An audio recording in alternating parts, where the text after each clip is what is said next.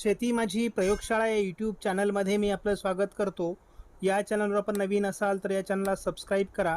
या चॅनलचे नवनवीन व्हिडिओ पाहण्यासाठी बेल आयकॉन नक्की दाबा. आपणास व्हिडिओ आवडल्यास लाईक आणि शेअर अवश्य करा. नमस्कार, मी डॉक्टर मच्छिंद्र बांगर. महाराष्ट्रातील आणि देशातील हवामान परिस्थिती संदर्भात ताजा अंदाज देणारे. उत्तर भारतामध्ये एक WD सक्रिय आहे. कुठलीही हवामान प्रणाली त्या व्यतिरिक्त भारताच्या आजूबाजूला नाही आहे.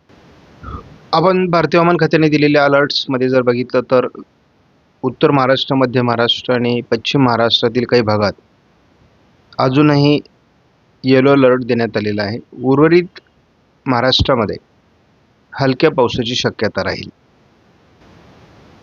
तीच परिस्थिती 8 तारखेला देखील कायम आहे. महाराष्ट्रासाठी 9 तारखेला कोणताही अलर्ट देण्यात आलेला नाही, परंतु किरकोळ स्थानिक परिस्थिती महाराष्ट्रात असू शकते. 10 तारखेला देखील भारतीय हवामान खात्याकडून महाराष्ट्रासाठी कुठलेही अलर्ट देण्यात आलेले नाही. 11 तारखेला भारतातील अनेक राज्यांमध्ये अलर्ट्स कमी झालेत. महाराष्ट्रात कोणताही अलर्ट नाही. 12 तारखेला देखील महाराष्ट्रात कोणताही अलर्ट नाही, परंतु या काळात सामान्य पावसाची स्थिती स्थानिक स्वरूपात महाराष्ट्रात आणि इतर राज्यांमध्ये देखील असू शकते. कोणतीही तीव्र हवामान प्रणाली सध्या अस्तित्वात नाही. सध्या भारतामध्ये पावसाळी परिस्थितीचा अंदाज जर घेतला तर मुख्यत्वे करून या भागामध्ये पावसाचं प्रमाण वाढलेलं आहे, कारण मान्सून ट्रफ जी आहे ती सध्या या ठिकाणी अशी पॅरलल आहे.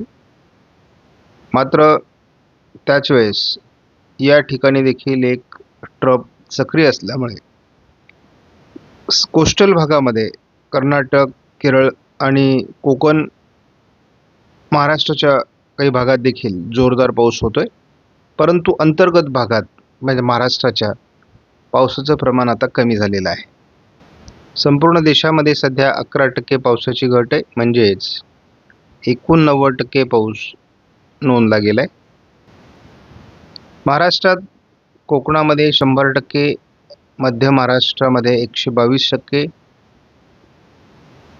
मराठवाड्यात 89%, विदर्भात 91% पावसाची नोंद झालेली आहे. एकूण महाराष्ट्रामध्ये सध्या 105% पावसाची नोंद आहे, परंतु पावसाचं प्रमाण कमी होत असल्यामुळे या आकडेवारीत झटपट बदल होण्याची शक्यता नाकारता येत नाही. पुढील काही दिवस ECMWF मॉडेलनुसार महाराष्ट्रात काय पावसाळी परिस्थिती असू शकते याचा जर आपण धावता अंदाज घेतला तर पावसाळी प्रमाण हे बंगालच्या उपसागरातून अधिक तीव्र होऊ शकतं, कारण अरबी समुद्रामध्ये तेवढ्या प्रमाणात बाष्प किंवा कोणत्याही प्रकारची सिस्टम विकसित झालेली नाही. कोकण किनारपट्टीला हलक्या ते मध्यम स्वरूपाचा पाऊस भविष्यामध्ये देखील सक्रिय राहण्याची शक्यता आहे. मात्र महाराष्ट्रात अंतर्गत भागात किरकोळ पावसाची शक्यता राहील. मुख्य पावसाचा प्रभाव हा पूर्व भारत आणि उत्तर भारत याच ठिकाणी राहण्याची शक्यता अधिक आहे. हा जवळपास 21 ऑगस्टपर्यंतचा अंदाज आहे. विदर्भ, कोकण असं पावसाळी वातावरण स्थानिक स्वरूपात राहणार आहे. विदर्भात केवळ पूर्व विदर्भामध्ये पावसाचा अंदाज आहे. आपण जेव्हा 8 तारखेची स्थिती बघतो तेव्हा किरकोळ पावसाळी परिस्थिती महाराष्ट्रात राहण्याची शक्यता आहे. कोकणामध्ये मात्र त्याचा प्रभाव थोडा अजून कायम आहे. पावसाचा प्रभाव 9 तारखेपासून महाराष्ट्रात कमी होण्याची शक्यता आहे. कोकणात हलक्या पावसाची शक्यता आहे, परंतु महाराष्ट्रातील पाऊस उघडतोय बऱ्यापैकी. कोकण व्यतिरिक्त पावसाची स्थिती GFS मॉडेलने महाराष्ट्रात फारशी दाखवली नाही आहे आणि प्रत्येक दिवशी म्हणजे 16 तारखेपर्यंत पाऊस कमी होत जाण्याची शक्यता आहे. म्हणजे 9 तारखेपासून GFS मॉडेलने पुढे पावसाचा खंड दाखवला आहे. कोकणातील पावसाचं प्रमाण देखील आता कमी होण्याची शक्यता आहे. मात्र विदर्भामध्ये नागपूर, भंडारा, गोंदिया, चंद्रपूर, गडचिरोलीमध्ये पावसाचे प्रमाण वाढण्याची शक्यता आहे. त्याचबरोबर अकोला, अमरावती, वर्धा, यवतमाळमध्ये देखील पाऊस असण्याची शक्यता आज आहे.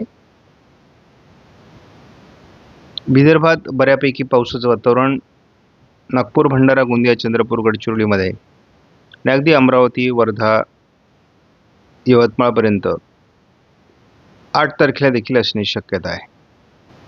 कोकणामध्ये हलक्या ते मध्यम स्वरूपाचा पाऊस घाटमाथ्यावर असण्याची शक्यता आहे. विदर्भ आणि कोकण दोन्ही ठिकाणी किरकोळ पावसाळी परिस्थिती 9 तारखेला असण्याची शक्यता आहे. उर्वरित महाराष्ट्रातला जो स्थानिक पाऊस आहे त्याचा प्रभाव काही अंशांनी कमी होऊ शकतो. पूर्व विदर्भ आणि कोकण या ठिकाणी हलकी पावसाळी परिस्थिती 12 तारखेलाही आहे. उर्वरित महाराष्ट्रात मात्र पावसाचा जोर कमी राहील. तीच परिस्थिती 13 तारखेलाही आहे. 14 तारखेला तसं महाराष्ट्रातील पावसाचं प्रमाण खूप कमी होतं आहे. 15 तारखेला थोडं पश्चिम महाराष्ट्र आणि दक्षिण कोकण पावसाचं प्रमाण वाढण्याची शक्यता आहे. गोंदिया जिल्ह्यातही पावसाचा अंदाज आहे. 16 तारखेपासून थोडं स्थानिक वातावरण मध्य महाराष्ट्र पश्चिम महाराष्ट्रात असू शकतं. कोकणातील पावसाचं प्रमाण काही प्रमाणात वाढताना दिसतंय. विदर्भातील पावसाचा जोर कमी होतोय, मात्र कोकणात हलक्या ते मध्यम सरी होत राहणार आहेत. 18 तारखेला कोकणातच पावसाळी वातावरण आहे. उर्वरित महाराष्ट्रामध्ये विशेष पाऊस नाही. 19 तारखेला देखील केवळ कोकणात हलक्या सरींची शक्यता आहे. 20 तारखेला एकूणच पावसाचं प्रमाण अतिशय किरकोळ असणार आहे. 21 तारखेपर्यंत महाराष्ट्रात विशेष पाऊस नाही आणि याचाच अर्थ ऑगस्ट महिना देखील कमी पावसाचा राहण्याची शक्यता आहे. आपण जर महाराष्ट्राची स्थिती बघितली तर विशेष पाऊस आज केवळ अकोला, अमरावती, नागपूर, भंडारा, गोंदिया, चंद्रपूर, गडचिरोली, यवतमाळ, वर्धा, वाशिम आणि नांदेडच्या किंवा हिंगोलीच्या पूर्वेला पाऊस होण्याची शक्यता आज आहे. चांगल्यापैकी मेघगर्जनेसह पाऊस असणार आहे नांदेड पूर्वपर्यंत. विदर्भात उद्या देखील जोरदार पावसाची शक्यता आहे. थोडं पश्चिम महाराष्ट्र आणि म्हणजे सोलापूर, बार्शी, बारामती, सातारा पूर्व, कोल्हापूर, सांगली भागात कोकणामध्ये पावसाची शक्यता आहे घाटमाथ्यावर. उद्या किरकोळ पावसाची परिस्थिती राहील. उद्या पावसाचा प्रभाव हा महाराष्ट्रात कमजोर होण्याची शक्यता आहे. एकूणच आपण कोकण किनारपट्टी व्यतिरिक्त फारसं पावसाळी वातावरण महाराष्ट्रात 10 तारखेपासून आपल्याला बघायला मिळेल असं वाटत नाही. कोल्हापूर, सांगलीच्या भागात थोडंफार पावसाळी वातावरण आणि विदर्भात थोडं पावसाळी वातावरण 11 तारखेला असण्याची शक्यता आहे. 12 तारखेला मात्र महाराष्ट्रातील पाऊस कमी होतोय. 13 तारखेला किरकोळ पावसाळी परिस्थिती पूर्व विदर्भात असू शकते, घाटमाथ्यावर असू शकते, परंतु अतिशय किरकोळ पाऊस असणार आहे. तीच परिस्थिती आपल्याला 14 तारखेला दिसते. म्हणजे पूर्व विदर्भ आणि घाटमाथ्याच्या व्यतिरिक्त फारसं पावसाळी वातावरण आपल्याला 15 तारखेला दिसत नाही. घाटमाथ्यावर मात्र पावसाचं सातत्य 16 तारखेपासून पुन्हा वाढण्याची शक्यता आहे. मात्र उर्वरित महाराष्ट्रात पावसाची शक्यता फार कमी आहे. घाटमाथा व्यतिरिक्त पाऊस महाराष्ट्रात 16 तारखेपासून पुढे असणार नाही. विशेष कुठेही पावसाची नोंद होईल असं वाटत नाही आणि हा एक दीर्घ पावसाळी खंड आहे. आपण महाराष्ट्रात बघतो दीर्घ पावसाळी खंडाची शक्यता आहे. त्यामुळे ऑगस्ट महिन्यात फार दमदार पाऊस सुरुवातीला तरी होताना दिसत नाही. उत्तरार्धामध्ये म्हणजे शेवटचा आठवडा केवळ अशाच किरण आहे. या ठिकाणी आपल्याला काही पाऊस झाला तर होईल आणि हा संपूर्ण तीव्र एल निनोचा प्रभाव आहे. सध्या बरेच हवामान अभ्यासक आणि शेतकरी एल निनो नाही, एवढा पाऊस कसा झाला, अशा प्रकारचे वादातीत विधानं करतायत. परंतु महाराष्ट्रातील कित्येक जिल्हे अजूनही कमी पावसाचे आहेत.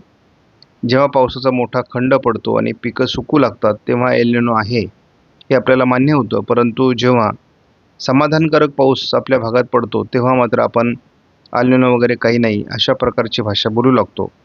त्यामुळे शेतकऱ्यांनी अभ्यासपूर्ण अशा प्रकारचा हवामान बघणं आवश्यक आहे. चुकीच्या पद्धतीने आपल्याला गाईड केलं जातं आणि त्यामुळे आपण तोच अंदाज गृहीत धरून पडलेल्या पावसावर समाधान मानून पुढचे दिवस काढत असतो, परंतु जेव्हा आता मोठा गॅप येईल तेव्हा मात्र बऱ्याच दुष्काळी विभागामध्ये नुकसान होणार आहे. एक गोष्ट नेहमीसाठी लक्षात ठेवा की ज्या भागात पाऊस चांगला झाला आहे, ज्याच्याकडे पाणीसाठे उपलब्ध आहेत, त्यांनी ऑगस्टच्या या कालावधीमध्ये पाण्याचा पिकांना वापर करा, जेणेकरून पिकांना जीवदान मिळेल.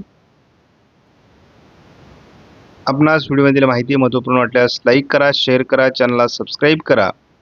धन्यवाद. जय हिंद, जय महाराष्ट्र, जय बळीराजा.